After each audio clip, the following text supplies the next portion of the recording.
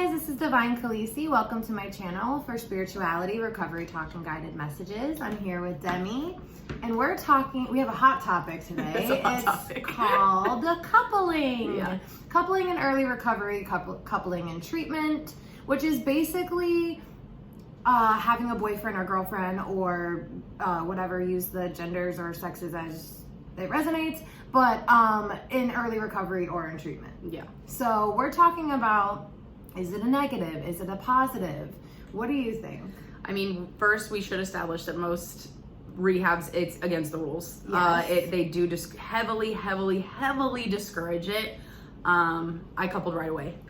Immediately, like in detox from Let's the jump. get real here. Yeah, I coupled right away. And I wasn't planning on it. I came here planning on a whole other situation, but it's where, like, I mean, you were, almost 4 months down the road, and like things have worked out for us really well.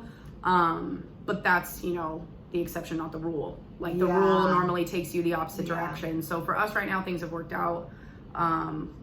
We really are supportive, and we kind of uplift each other and like make sure each other's doing okay. And we talk about like deep stuff because we're in each other's therapy group. So like from the minute we met, we like ripped off the band-aid of trauma and just like are able to like talk about that and feel comfortable with it. So we like skipped the whole getting to know you stage. Like we dove straight into the heavy trauma.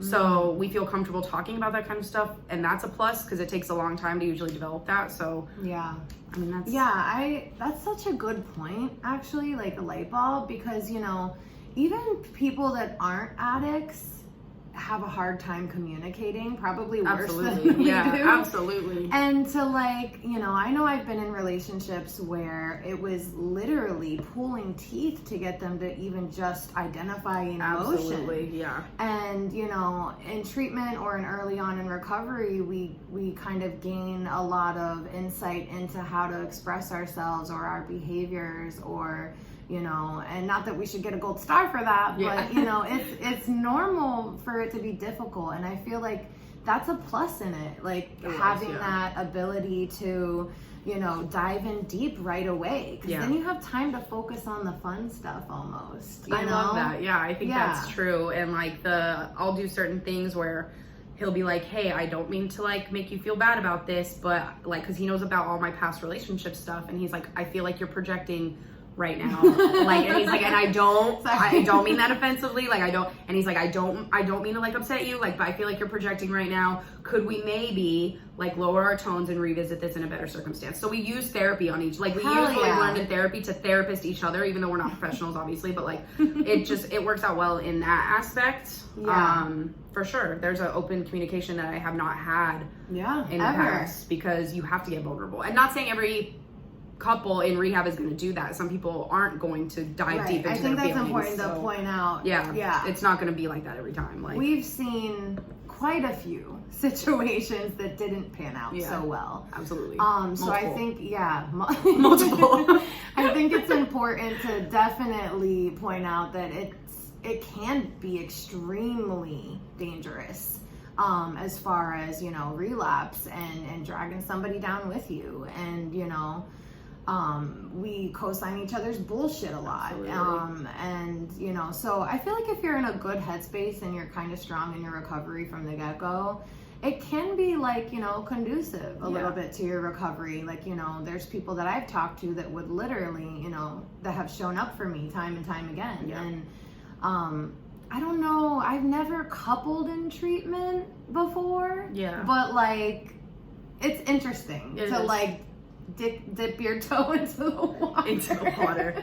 I mean, there's those couples that I've seen that, they break up in treatment because of something stupid. Nothing that goes on here is anything but stupid when it comes to your relationships. Like, there's no outside factors are affecting your relationship at all. So like, if it is affecting your relationship, it's usually pretty petty. Like, the things that are going on are usually pretty petty because it's like kind of a high school in here. But like, I've seen couples who do break up in treatment, and one of them can't stand to be around the other because they're so brokenhearted or they're angry, and they leave. Yeah. So they leave, they AMA, they go use, they don't go use it, but they leave. So I've seen that, like they just give up on their treatment because they're too upset with the situation within treatment that they were warned about 500 times could happen. So I mean, like there's obviously that where it could just push you out, and like you said, you could take each other down if you both decide I'm not done, I want to keep partying, there's that aspect as well. And like then you have the person who co-signs your bullshit. So there definitely are some scary negatives, and I think what you have to be careful for is you do see the negatives more than the positives here. Like the successful relationships are like a drop in the bucket. Like it really, you see a lot of shit not pan out versus pan out. Yeah. So. Yeah, it's definitely a slippery slope, I feel like. But I think like the main thing is, because it's gonna happen, whether there's rules, whether you're gonna relapse, whether you're gonna be strong in your recovery, it's gonna happen regardless. So I think like it's just important, like the message is to, make sure that you're focusing on your own path as an individual. Like as humans, like we're sent here, we don't have a roadmap to life.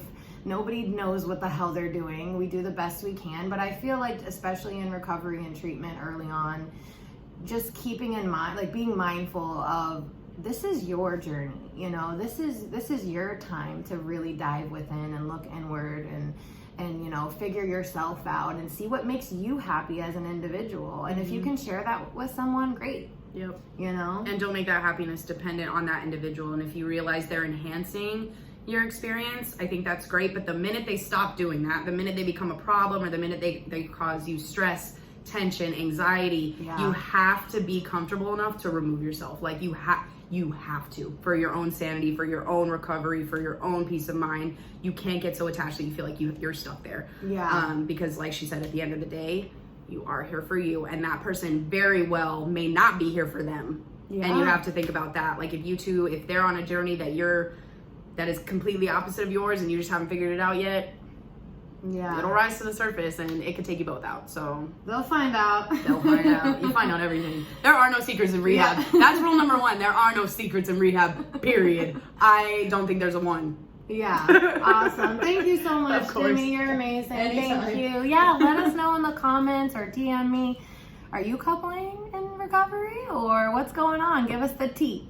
All right. Thank you.